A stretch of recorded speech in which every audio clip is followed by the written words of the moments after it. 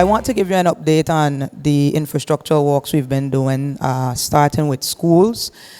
This Eastern Longlook community would have benefited from the first renovated school across the territory, which ultimately became the standard for how we approach schools moving forward, which is the Francis Letson Primary School right behind of us. We would have completely redone that school, roofing, windows, doors, painting, of course, you know, the playground, the basketball court, air conditioning. So that school became the standard in terms of how we phased our approach moving forward with schools. We did structural assessments on all schools, so we do know exactly what we need to do, when we need to do it, and how we need to do it. We do works in a phased approach based on funding, and we ensure that the priority areas are ascertained for. So of course, water tighten was huge for us because we had challenges with leaking and mold. That's why we approach roofs, windows, and doors. And we also have sought to standardize those windows and doors across schools and playgrounds as well, so that we have better maintenance opportunities. We transitioned then to the Willard Whitley Primary School. We did some major works there as well. The roof was completely redone. We also looked at the parking area. We created a new parking area as well as a new entrance into the school so that the teachers can park in the back. And that ultimately helped with safety because the vehicles were traversing through the courtyard, which ultimately impacted safety. We redid windows and doors there as well, and inserted air conditioning units. We also installed a playground. We were unable to do a basketball court like some of the other schools, given the challenge that we have with the courtyard. It's slanted, so we're still trying to figure out what we're going to do there. But we have provided the school with basketball rims and basketball equipment, so in the interim, they do have the ability to engage in basketball. We did some electrical upgrades as well. We still have a bit more to go there, specifically at the Willard Whitley Primary School, so we'll be engaging there to make sure we have that fully up to standard. And coming up in the summer months, what we will also be doing is seeking to cover the courtyard areas where they have assembly. We've ensured that funding is in the budget to cover those areas so students and teachers don't get wet when we're doing assemblies in the morning. So by the end of this summer, both schools will be up to standard, and what we'll have to do now is just maintain. We do have a great part of our progress in education is that we currently have 2 engineers within our ministry. We created 2 positions, a chief of school infrastructure and a building supervisor. Both currently are from the Eastern Longlook community, and they are the ones who have really been the driving force behind our infrastructural mandate in our schools. When it comes to our recreational facilities, we have done some significant works there as well in terms of lighting. We did some work to the park. The final thing is the playground. We did have some unfortunate delays there, but my expectation is that this year we will ensure that that new playground is installed, given the usage and the interest of being able to host celebrations at that park again. As it relates to the recreational facility in the back, we do have some plans, at least to ensure that we seek to see how we can get an interim bathroom facility. But overall, we do need to assess exactly how we want to approach the facility in terms of the challenges that we have with the field and the flooding, given that there's a gut running in that area, but we are currently assessing to progress plans for that entire recreational space.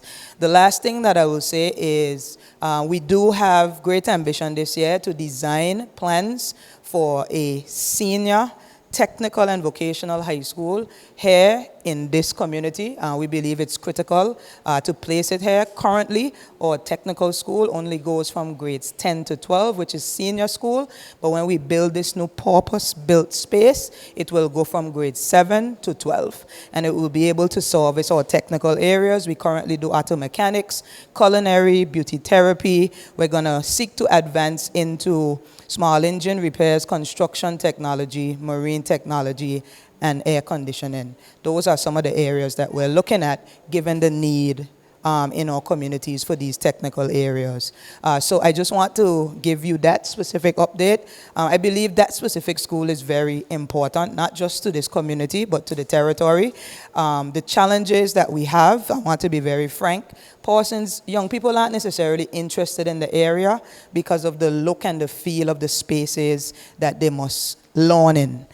They are less than what they should be in terms of the standard, and we have seen facilities that we know we can implement here that gives the look, the feel, the equipment that allows young people to be confident that they can engage in these TVET fields, receive the requisite certification and qualifications that are regional and international, and walk into entry-level jobs to be able to impact TVET across the territory. And just by extension, because the college is in the 7th district, I want to give some updates for the college as well.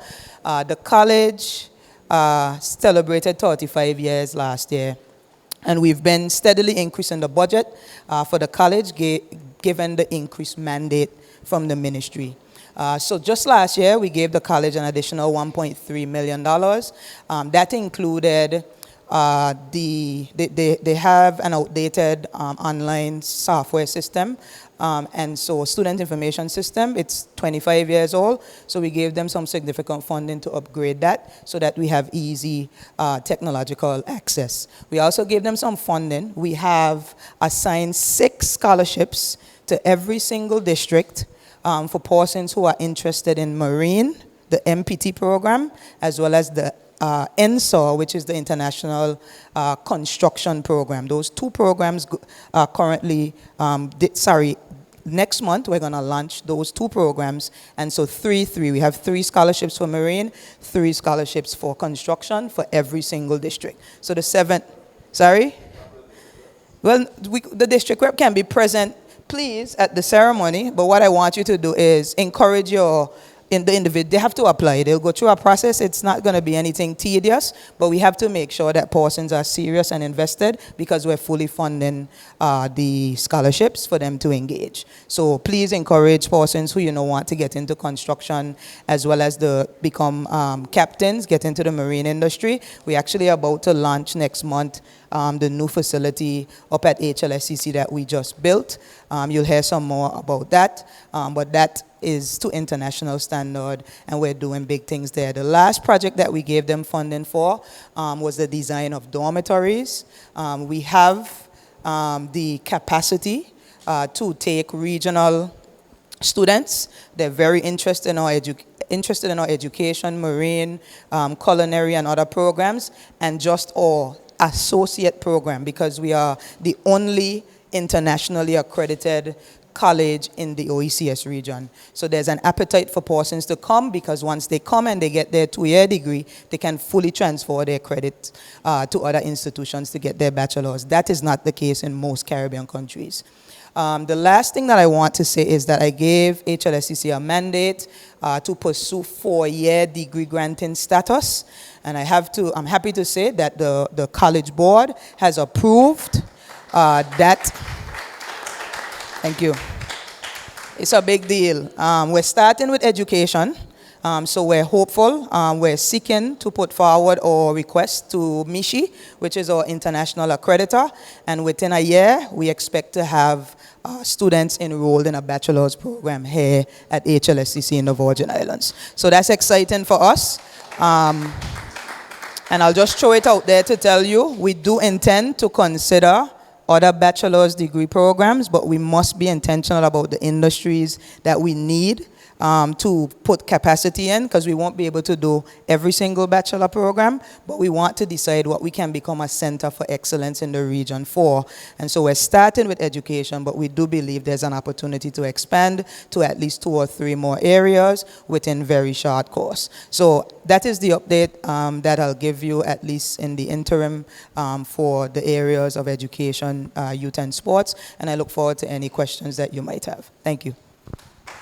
Areas that we are making sure that we invest in more, given it's our national sport, is softball. So we just purchased softball kits for every single school that we're going to dispatch. So yes, we have to, right? Resources can no longer be an issue, and thanks to the Premier, right? I have to say, you guys are clapping, and I know I'm an at-large representative, so I appreciate it. But I don't get to do what I'm doing without the Minister of Finance supporting me and giving me the funding. The budget for education for the last has increased by $20 million in the last 2 years. That's not something simple. $20 million, a 35% increase.